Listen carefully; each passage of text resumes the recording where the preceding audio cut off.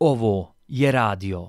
Veliki pozdrav svima i dobrodošli u novu epizodu podcasta Radio. Znam da smo napravili malo dužu pauzu, prošlo je nekoliko mjeseci, ali kao što dobro znate nisam bio podcastli neaktivan. Radio je izrodio novi podcast koji sam pokrenuo zajedno sa svojim prijateljem, politologom, novinarom i punkerom Minelom Abazom Mimom. Radi se o punk trepezariji. To je podcast u kojem pravim osvrt na neke aktualne teme ili teme koje nas se parcijalno ili u potpunosti tiču. Mima i ja se znamo dugi niz godina, već ja mislim više od 15 godina traje naše prijateljstvo i nekako ovaj podcast je u mojoj glavi bio ideja. Nisam u početku znao da je Mima taj s kojim želim to da radim, međutim kako smo nekako intenzivirali naše susrete i prijateljstvo u zadnjih nekoliko godina, odlučio sam da se obratim njemu jer i on malo prešao u te neke, hajmo reći, novinarske vode, malo jače se prihvatio tog nekog novinarskog kormila i shvatio sam da je on prava osoba i po svemu sudeći, po broju slušanja, po publici koja nas prati, čini se da smo na pravom putu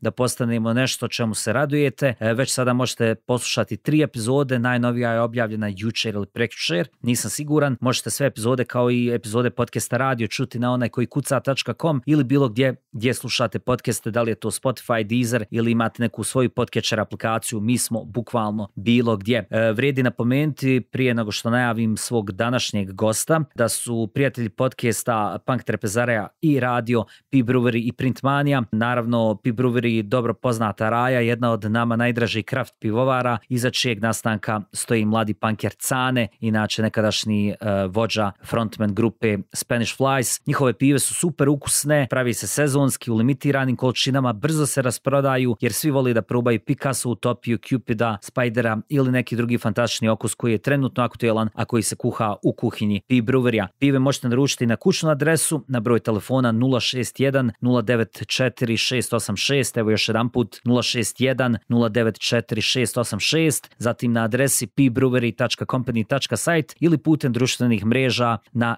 @PiBrewery, PiBrewery. Dakle, ako cugajte odgovorno, ali i kvalitetno, pijte PiBrewery. Naravno, podcast Radio ne bi bio to što jeste da ne promovišemo i Printmaniju, našu staru raju. Možemo o njima pričati na 2 načina. Oni za sebe kažu da su specijalizirani print shop u Sarajevu koji nudi usluge printa na razne vrste materijala, ali ja mogu ispričati svoju vlastitu priču. Radi se o 3 sjajna momka, Deniju, Aidinu i Nevenu, koji zaista voli svoj posao i koji kontaktiram kad god trebam nešto da printam, da li neki motiv na majice, na duksericu, možda određene stikere ili čak platna. Printmaniju možete kontaktirati i vi, posjetite ih na adresi Brčanska 17 na Otoci u Sarajevu, dakle još jedan put Brčanska 17. Možete ih pozvati na 062 891 189 ili im poslati poruku na društvenim mrežama. Aktivni su i na Facebooku i na Instagramu na adresi @printmania Sarajevo. Današnja epizoda podcasta Radio je druga po redu koju sam snimao na engleskom jeziku. Ja se izvinjavam zbog svog very hard engleskog jezika. Probudio sam se veoma rano da snimim ovu epizodu. Snimao sam i u 9 ujutro, što je otprilike 17 sati u vremenskoj zoni mog gosta. Moj gost današnji je Zen učitelj Jundo Cohen, autor knjige Zen Master's Dance. To je čovjek koji je pokrenuo Treeleaf Sanghu. Radi se o online zajednici ljubitelja i Zen budista, dakle ljubitelja Zen filozofije i Zen budista, koji bukvalno direktno već duži niz godina, mislim da je čak više od 15 godina, radi sa ljudima kako bi im približio Zen učenja potpuno besplatno. Treeleaf Sangha je meni lično enormno značila i enormno mi znači u razumijevanju određenih koncepata, zato jer vi možete izučavati Zen, možete čitati o Zenu, međutim tek kad imate ljude koji su zaista, hajmo reći, formalno obrazovani i formalno učenjaci jedne određene filozofije, tek tada možete da povežete određene stvari ili da razjasnite, da sklonite mrenu sa očiju, da nekako rastirate tu maglu. I Jundo je jedan od najjačih likova koji sam upoznao, veoma značajan lik, također i podcast autor, njegov podcast The Zen of Everything zaista preporučujem i moram reći da mi je bilo izuzetno zadovoljstvo obaviti ovaj razgovor, no da ne dužim, nakon 5-minutnog uvoda, nakon spominjanja svih sponzora, još jedan put ću reći da su to PiBrewery i Printmanija. Želim da vas pozdravim, želim da kažem da vi također možete podržati podcast Radio i možete podržati podcast Punk Trepezarija tako što ćete nas podržati na Patreonu. Mjesečne donacije počinju već od $1. Ako želite, posjetite patreon.com/Arnela Šarića. Ok, 23 sata 58 minuta. Mislim da sam rekao sve što sam trebao da kažem. Prepuštam vas Jundu i mom Russian Englishu. Ćao. Good morning, Jundo. This sounds oddly similar to your podcast, Zen of Everything. How was your day? Very good. It's the afternoon here. And what time? It's the morning where you are, yes? Yeah. It's 9:30 here in Sarajevo. Well, time doesn't mean anything to us Zen folks, so... Yeah, of course. Tell me, what's going on in Japan at the moment? I have to say I was surprised by the news you told via podcast about the low vaccination rate. Why is that? Actually, I have to take that all back because the Japanese government, once they got going, boy, were they efficient. And I believe they're now up to almost 80% of the population has at least one shot, and they're still going. So they got a slow start. Sometimes they do that. But once they got Japanese efficiency, it worked like a Toyota assembly line. Boy. That's more, in my own opinion, how they work, but you were living there, so you know much better than me. Let me take you back to the 1960s. You were born in New York, right? Yes, I was. So for many of us who are into music, that place was and still is a mecca of different genres. Can you recall your time living in New York back then? How was it? Not really, because I left when I was 8 years old. So most of what I remember would be nursery school and my mother taking me to the park. If you'd like to hear about that, I'm happy to talk about it. It has to be some kind of wonderful experience going to a park in New York. I remember it was very nice. And it was also very nice when one day my father lost his business and also said, now's a new time to start a new life. So we got in the car, we put all our belongings in, and we headed to Florida, which is a kind of warm place, and that's where I really grew up. How did you end up in Japan? It's like almost half of your life you were living in Japan. How did you end up in Japan? Yeah, well, what happened was we'll talk about this, I'm sure, during the chat, but I was a very confused 20-something-year-old. I was very depressed and didn't know what I want. And was smoking too much and overweight. And I was also in law school and not too happy about that because everyone there seemed to be really excited about running off to do what lawyers do. And I didn't want to do that. So somebody said, they're looking for someone to go to China. And I said, well, that sounds good. So I went to China, and just to, that's another story. This was like, when China was just opening up. So it was really something. We didn't have email in all that time, and it was really the other side of the world. So I went there and I met my now Japanese wife, and long story short, I ended up in Japan, and that was like, 33 years ago. Were you already practicing Zen when you came to China and Japan, or did you meet with the Zen over there? Oh, Zen? Well, when I was in law school, like I said, I was really confused. And what you do in law school is you learn to fight and argue. And we get really good at that. We get 3 years of training about how to argue and fight about anything. Depends who's paying, of course. If you pay me enough, I can argue about anything, defend anybody. That's what we learned. Morality and ethics, well, it's important, but more important is you defend your client. So we were studying that, and also how important money is, because most of what the clients want to fight over is getting more money and getting more money from the other guy. So we learned to fight, and we learned the importance of money. And I was, as I said, all depressed and everything. And then one day, somebody said, there's this thing called the Zen group. And I said, what's that? Because nobody knew back then about anything like Zen or Buddhism. I had no idea. Buddha to me was that fat guy in the Chinese restaurant, Yeah. That statue. Please tell me, how does law practice and Zen practice compare? When they said to me, go to the Zen group, they said, okay, sit here, look at the wall, and put down all the arguments. Put down all the thoughts. Put down all the thinking about who should win or lose. Don't argue about anything. Don't think about even tomorrow or yesterday. Just sit here. And I said, oh, that's different. But I got it right away. The silence, the quiet was the very opposite of law school. So I've been doing it ever since. And like I said, that was about, 35 years ago or something. You also told in one of the podcasts, I have to reference a lot of Zen of Everything podcast because that's the main source of the questions. You also told me that you got an idea from the music. You're a Pink Floyd fan, aren't you? Pink Floyd. Yeah, back in the day, in college, I was in the 70s, man. We were listening to all those progressive bands, hanging out in the dorm room. It's legal now, but, back in the 70s, smoking a little of the wacky tobacco, you know what I mean? Yeah. You know what I mean? Yeah, of course. Yeah, that's what we did in college. And we'd listen to Pink Floyd and Yes and King Crimson and all those bands. And that's when I had my first mystical experiences. I got to say it. There was a time I understood everything Pink Floyd was saying. Yeah. Later, I went back to listen again. I didn't understand anything. But at the time, I thought I understood everything. I was quite impressed by the way that you don't diss the psychedelics and strange tobacco products.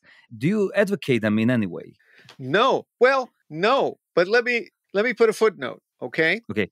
Yeah, of course. In Buddhism, we say everything in moderation, and nothing is necessary to alter the mind during Buddhist practice, during Zen practice. For that reason, I say this: if at a certain time in life somebody wants to experiment a little bit, it's okay, I think, like I did when I was in my 20s. A little bit. But if you become addicted to it, or you go to it too deeply and need it, then it's not good. And when you're sitting zazen, when you're doing Zen meditation or practice, you should not do it at all.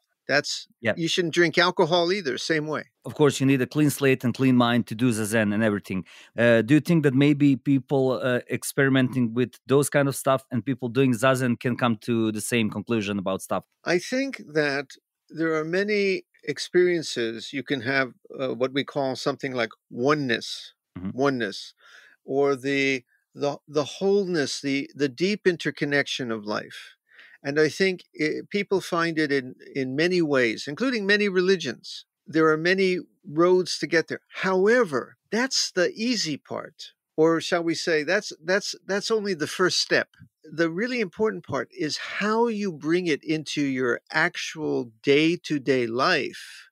And drugs won't do that. As a matter of fact, drugs tend to take people away from life if they get in too deeply. And it sometimes makes them escape from life, or it sometimes makes them fall actually in kind of a trap. So the thing about having an insight, all of the world is deeply whole and interconnected in one, that's very good. But you still have to bring that into being a good human being day to day, someone who's kind and gentle and lives this insight in this very sometimes complicated and ugly world. So that's the thing. Drugs won't do that. Zen practice, even Zazen, is only part of it. When you get up from Zazen, when you go back to living, how do you live? That's important. I got a feeling that you're advocating for engaged Buddhism, that we can't step aside. We need to go and practice. In big and small ways, Mm-hmm. Sometimes you can be kind just to someone in your family, or you can be kind to just someone in your neighborhood or in your town.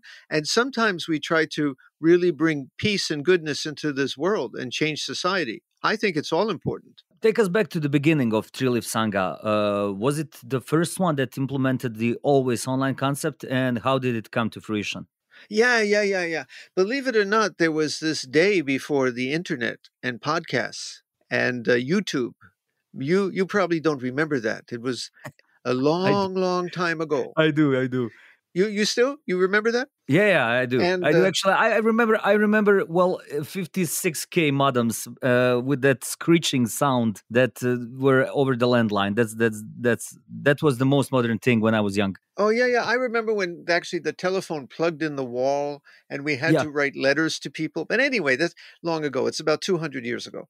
So this internet started, and I had to go home from Japan to my mother in Florida in the United States because she was very sick. And I realized that because of the internet, we can do many things now that we couldn't do before. So I went to a Zen group there. I was just sitting with the group and knew everybody there. And some of the people became old and sick and had to stop coming to the Zen group. So I said, hey, why don't we use the internet to help these people come because they can't drive, they can't always come here. And very simply in those days, we started using the internet. And then I realized we can do this for many people. And it's just not people who are old and sick. There are people who live in places where there's no Zen group, or people who are just working a job and don't have time to get to a Zen group, even if it's very close by. There are people, with 2 jobs, 3 jobs, and they don't have time to go. They can't change their schedule. So all these people started gathering on the internet to practice Zen. And now I think we have people from about 50 countries. And all kinds of situations. We have one fellow, he's so sick, he can't leave bed. We have another fellow who's in hospice. He actually, he talks about this, so it's not a secret, but he's very, very sick with cancer right now. And he's receiving chemotherapy. He can't go anywhere, but he sits Zazen with us. You see, I actually made him a priest because I figure if you're going through chemotherapy and you're that sick, that's like being in a monastery. So he practices with us too. That's a wonderful way to help people cope with the problems and find some kind of solution to challenges that life presents to them. In Bosnia, is there a lot of Zen in Bosnia? Well, not really. That's why I joined the Treeleaf Sangha. Basically, my way to Treeleaf Sangha was first I read books by Brad Warner, your Dharma brother, because I'm a musician. I'm into punk rock, and the first time that I was interested in Buddhism, I googled something like Buddhism and punk rock. So him and Noah Levine came up on a search result. I always appreciated Brad Warner's work more than Noah Levine's because, quite frankly, Noah seemed a little bit more egocentric to me. Brad was into punk rock, was into Japanese movies. I'm also into Japanese movies, and I found his work really astonishing, and that's how I found Treeleaf, because I was Googling for Zazen instructions, and you have that PDF. So I downloaded it, and it stood on my computer for, I don't know, like 2 years or something. I was practicing doing Zazen, but I didn't really read how to do it properly, like the whole mini ritual. And then I rediscovered it on my Google Drive, and that was back in March 2020, and then I joined the community forums. Oh, really good. Well, let me just say about Noah, he had his ups and downs, and I think he got himself tangled in some things with a little bit, he had relationships that maybe he should not have had.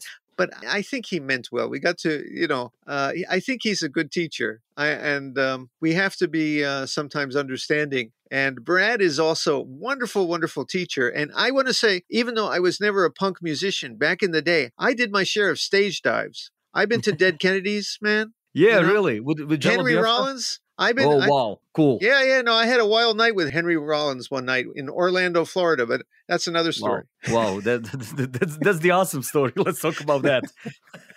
Okay, your credibility just rose through the top right now. Oh, good. Well, basically, don't get me wrong. I wasn't put away by Noah Levine's and the allegations that came about him. I just didn't feel the energy in the book that he wrote, the first book about his experiences, about how he ended up in jail, how he found some kind of serenity through Zazen and everything. He's great, but he's not my type. I can it's like in any other way. It's like food or music. It's like punk rock. Of course. It's not for everybody. If you get punk rock, it's great. Other person, it gives a headache, Yeah, of course. And the Buddhist teaching's the same. I think for some people, he may be exactly the right teacher, and for other people, maybe not. And same for me. Some people may think, oh, Jundo, he's fantastic. Other people say, oh, this Jundo, he gives me a headache. So it's the same. Yeah, of course. I'm completely thankful to Noah because he was the first name that popped up on Google. And I Googled him, and then I Googled Brad Warner, and then I came to Treeleaf, where I'm right now.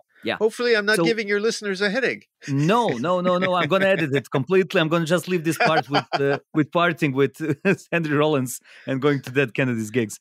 Okay, so in the beginnings of Treeleaf Sangha, how did you market the Sangha to people? Well, did you form some kind of, let's call it, street team, or was it only you? Well, first off, we would not say market because we never charge anything to anybody. It's completely a voluntary activity. Yeah. That's the thing. And second off, it was kind of, I'd say, just spread word of mouth. We had a couple of the Buddhist magazines wrote about us, and we were on the internet. So I think people gradually found out about us, but I don't think we ever really did like any kind of marketing. We tried to tell people, we put notices in some of the Buddhist magazines and online so people know about us. But we say that we never chase anybody to come in, and we don't chase them if they leave. It's purely anyone's welcome to sit with us, but there's no pressure and no money asked. It's just we do it because we want everyone to benefit. That's the only reason. We see in some of the videos, we see some interiors. Is Treeleaf also an existing physical temple open to the public? Well, kind of. In what happened in the West is there are no temples, and most Westerners are not into temple culture like in Japan, which is very much about the things like ancestor worship and funerals and things like that. They want interest in Zazen, in meditation. So most places in the West just kind of start a Zen group in a house, or sometimes if it's a farm, in a barn. So that's what we did. I live in Japan, but I live in a pretty traditional Japanese house in the country, and we have a barn where they used to keep plants and the animals and the farmer who was here. And so when we moved in, we changed the barn into our Zen hall and put places to sit. And a wonderful old Japanese carpenter came in, and he made us kind of sitting platforms, and turned it. The barn is now our Zendo. So that's where we sit. Yeah, that's wonderful. How do you financially support Treeleaf Sangha? Is the Japanese government in any way supporting Sanghas such as Treeleaf, or we are relying on donations exclusively? We are supported by Exxon, the oil company, and the Pentagon. That was a joke. I thought it was Shell, but Exxon. Okay, so it's Exxon. No, I told you we don't charge for anything for Treeleaf, but we had some people who said, okay, but I want to donate something. So we have a place. If people want to donate, there is a PayPal account, and some people do. But we don't ask for any funds, and there's no difference in how someone's treated. We don't even care about that. And it doesn't take much money because we are mostly online. And so we have most of our costs are to get computer equipment or to buy a microphone, like I'm speaking in right now to you, and that kind of thing. And so we don't have a big budget, and we don't ask for any donations, and we don't use a lot of money. So it's very simple. Well, the operation is quite complicated with all the technical stuff. Who does handle all the technical stuff, such as maintaining community forums and live streamings? Well, we have a couple of guys. One, I have to give a beautiful thank you always to Sekishi, who's one of our priests, and a fellow who doesn't say much, but does so many things. A fellow named Seimyo, and we have some other people like Hyonin. They somehow keep the place going. They're always patching things and doing things in the background. I have no understanding what they do, but they somehow keep all the software going. So we are the most advanced tech Sangha around. Yeah, well, this is the thing, until last year with the COVID, people did not like us very much. I mean, very traditional people. Yeah. Really? So there's some kind of rift between traditional people, traditional Zen people, and Treeleaf? Let me explain. You see, It's very important in Buddhism, and the traditional way is for people to gather together to meet in a building and to do ceremonies in a building and to sit zazen together under the same roof. So when I started doing this, people said, oh, there's something wrong. It's the internet. The internet cannot be good. If you're not meeting in the same building, there's something false about it. And I said, no. Actually, you can teach people many things over the internet that you cannot teach in person. For example, you can teach them to put away from their mind feeling of distance. Feeling of distance is artificial. It's just a thought. You can tell them that we're all together if we're together in their heart. You can teach that. And other people said, well, if it's on the internet, you don't really know the person. And I said, that's not true. Because sometimes we have people come to our group, which we call, it's a Buddhist term, a Sangha, and they share things and they tell us things about problems in their life or their story that they are embarrassed to say in person. I have people tell me, for example, oh, I was in prison, but I never told that. Even my wife doesn't know. Or I had an addiction problem and I don't like to talk about it because of my work. And they say it on our group because you can keep a right balance of privacy and opening up. So I say, look, don't say too much about who you are because it's still the internet. So don't give me too many, but tell me, about your life. And he says, okay, my name's Tom, and I can't tell you exactly where I work, but I work in somewhere in the Western US, and I have an addiction. And so they talk about it. And people from all over the world who have other problems like that, other people who have been addicted to drugs and various things, they can get together and support each other in the practice, not only in the same town, but from the other side of the world. So this is a great strength we have. But people said, no, you can't do this, and you can't give people, let's say, a ceremony to give them the precepts. You can't do this online. Until last year with COVID, and because of COVID, you know what happened? Everybody had to do it. So suddenly we're okay. Yeah. So you told me that people do come and confess in a way, either on community forums or either to you personally. And I guess being the shepherd of the flock, does it become stressful at any point for you personally? There are times, and I have to know my limitations. For example, a Zen priest, there are some Zen priests who are licensed and professionally trained mental health professionals or even doctors. I'm not. Right? So if I have someone come to me and their problem is too serious, I say, look, you need to talk to a mental health professional or a doctor. And if your doctor and mental health professionals say some advice, you do what they say, not what I say. But if your doctor says, okay, you can come practice Zazen too, then please come. Because I think it's good for many people. It brings them peace. It lets them free themselves from their ugly thoughts. Like when I was young, I told you I had depression and things like that, and it freed me.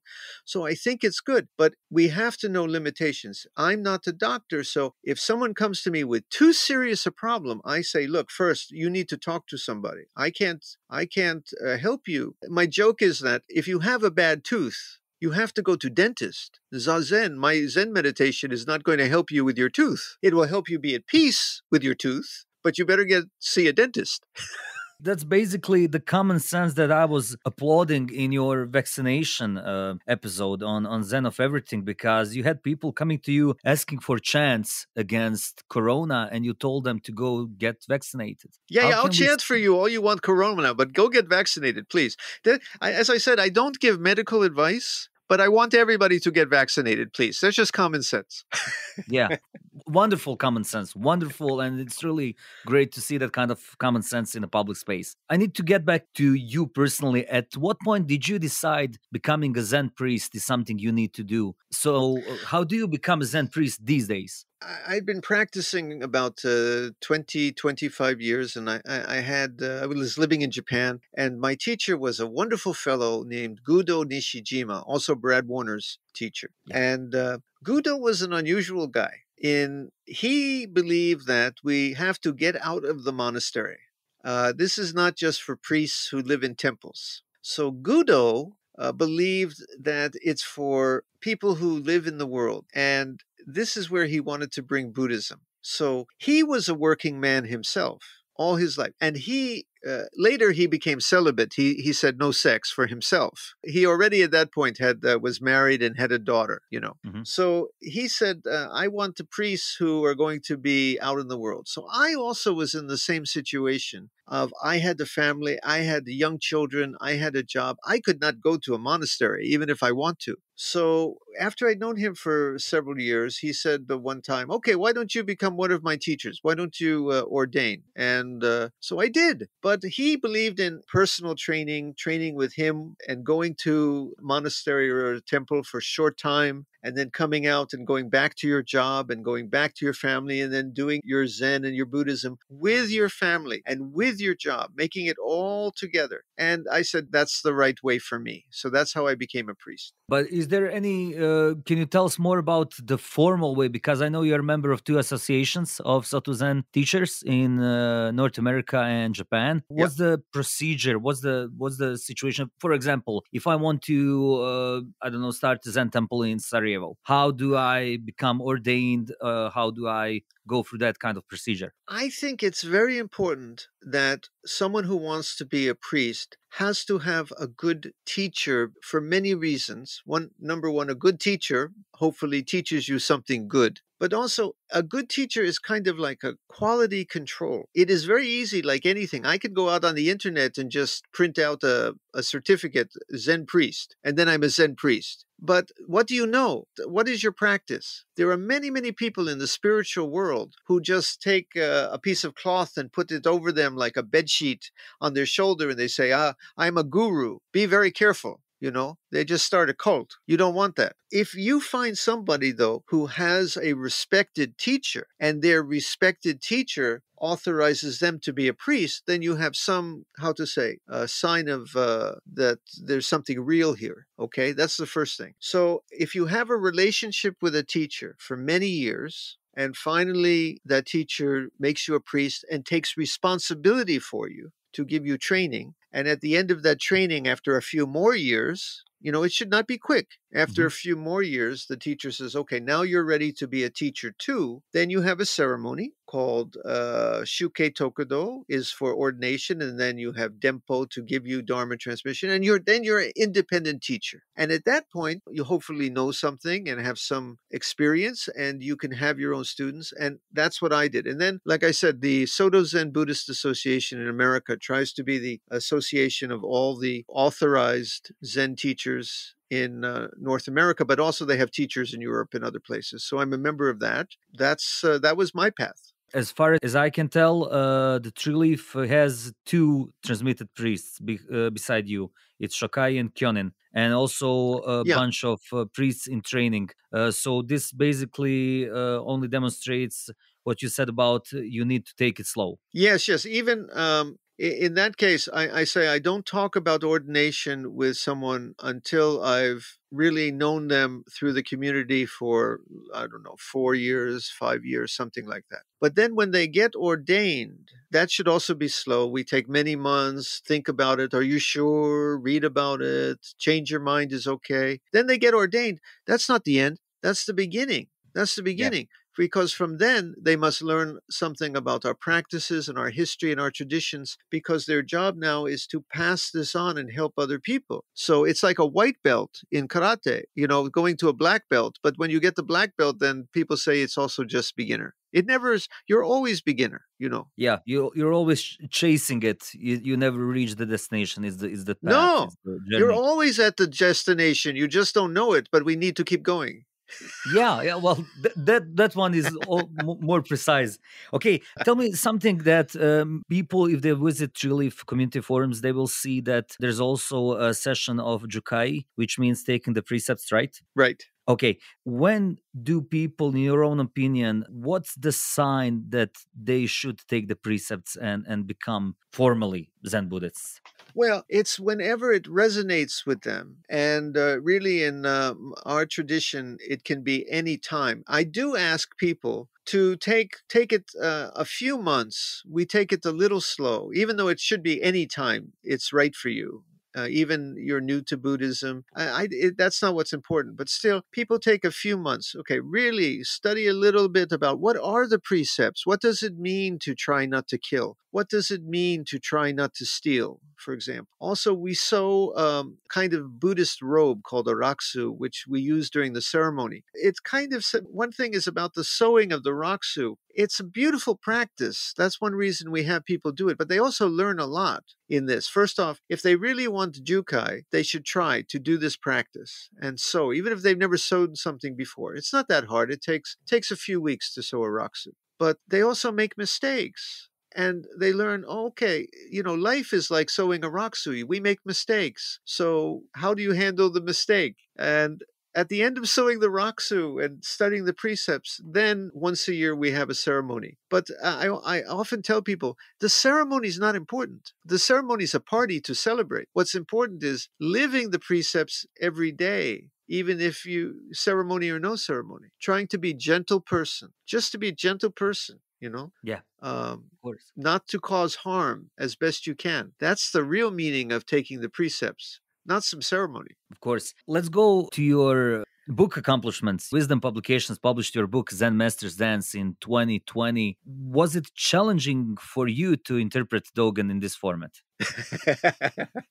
I hope I did Dogen justice. I don't know if your listeners all know Dogen. I don't know. I don't know who was the equivalent to compare Dogen to, but Dogen has a style of expressing Buddhism in writing that is very, very complicated to many people. Jazzy. It's really hard to follow. So I said Dogen was like a jazz musician, man. He'd take the old, regular song, okay? And like anything, like Happy Birthday, right? And he'd start blowing it and turning it inside and out and twisting it up with his words and expression to bring new life to it, to give us your real birthday, man. Your real birthday, like someone like John Coltrane would do with the old standards, or Picasso would do with a table. Picasso would take a table with 4 legs and put the leg where it's not supposed to be and twist it all up, and he'd show new light on something we see all the time. We all see a table, but when Picasso took a table, it would reveal amazing things about just being a table, So this is what Dogen would do with Buddhist teachings, and that's what my book's about. The biggest body of work by Dogen is, of course, Shobogenzo. Your book brings fresh ideas, and it's also one of the many books that reinterpret Dogen's work.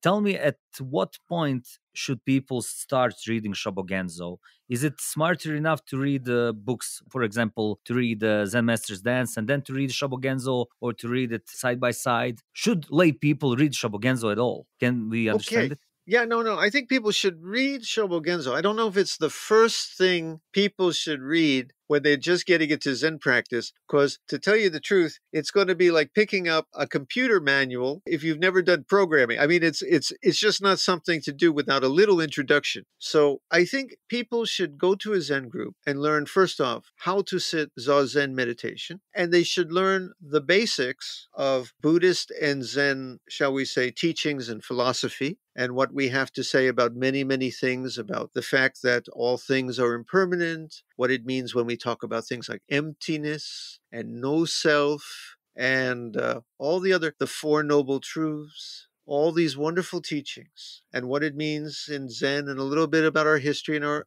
traditions. Maybe, take it simple, take it slow first. Then you're going to pick up Dogen and see how he treated that. And you're going to throw the book down, and your head's going to explode, because you're going to say, what's going on here?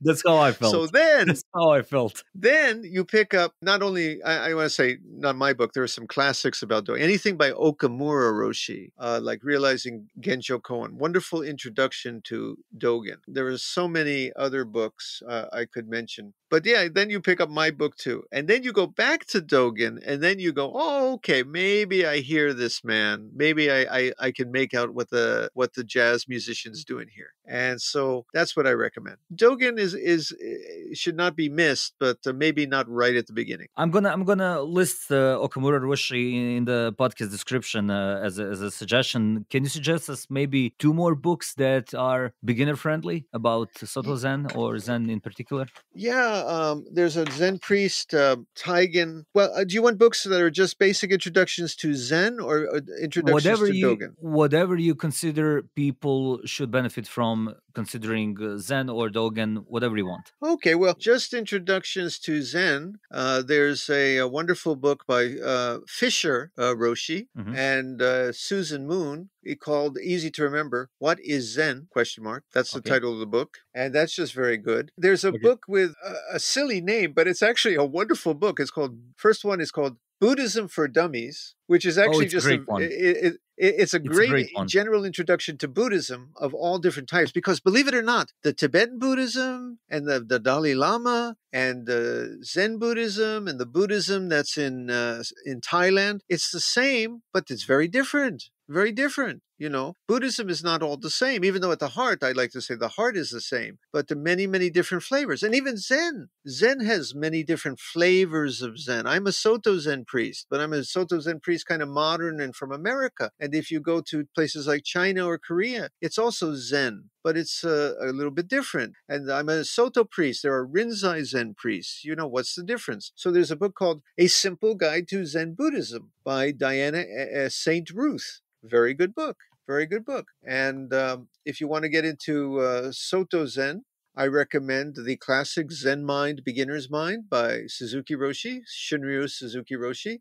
and Opening the Hand of Thought by Kosho Uchiyama Roshi, which is about our Soto way and just sitting and all that. And there were so many other good books. Actually, as a matter of fact, at Treeleaf, I have a whole list of books we recommend. Yeah, of course. It's a great list. Wait. I forgot. And you mentioned it. Brad Warner's Hardcore Zen. A lot of people really like that. Yeah, it's a great book. Now let's stick to one of tools from your arsenal, and it's the Zen of Everything podcast. I think it's the most wonderful summary of Zen practice in the real life.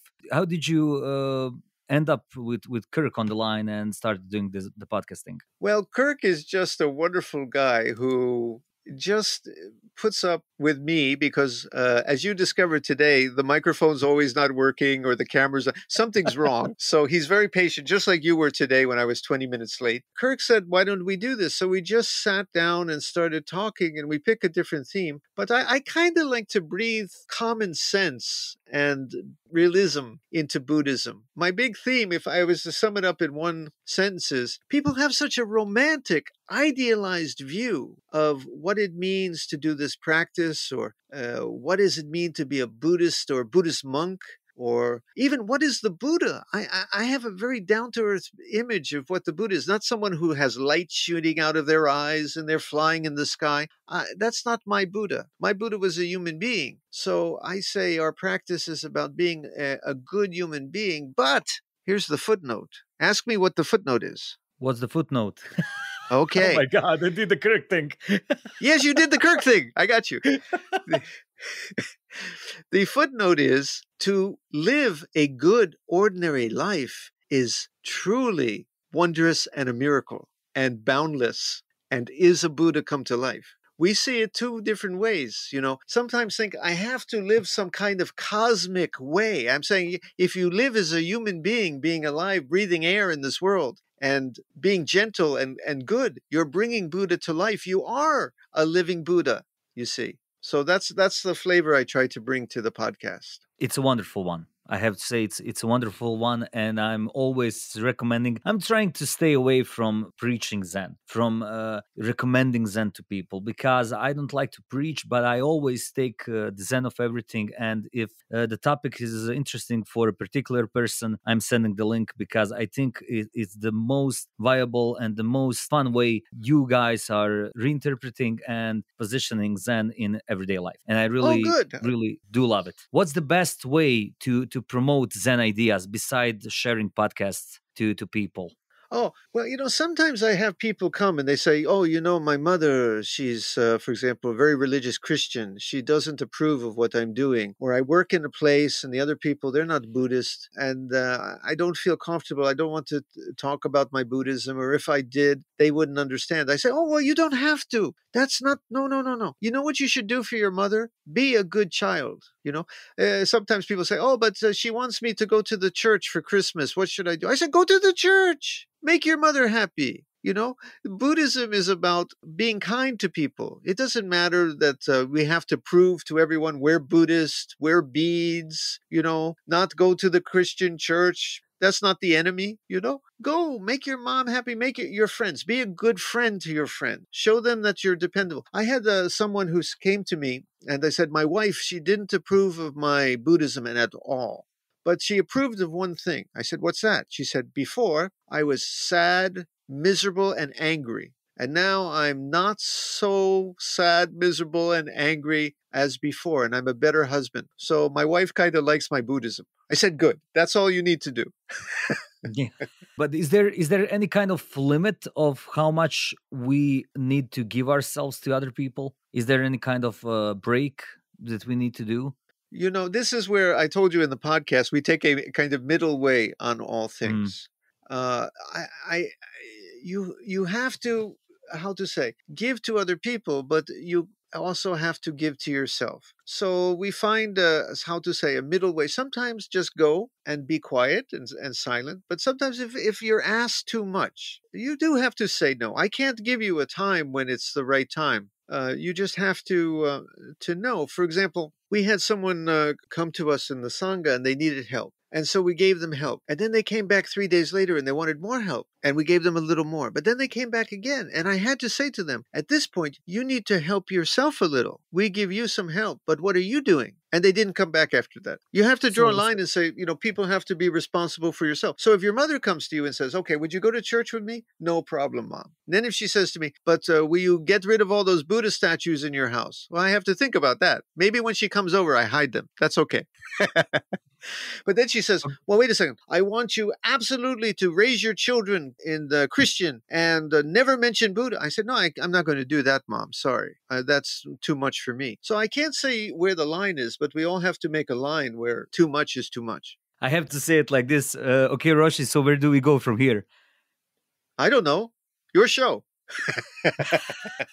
Jundo, thank you very much for joining me on the radio podcast. I'm really hoping that as much people as possible will be able to hear this. Thank you for your time and thank you for your teachings. I look forward to coming to Bosnia someday soon and visiting you, now that we can travel again. No problem. You're always welcome. You're always welcome. Okay. See you soon. Thank you very much. Thank you. Bye. Ovo je radio.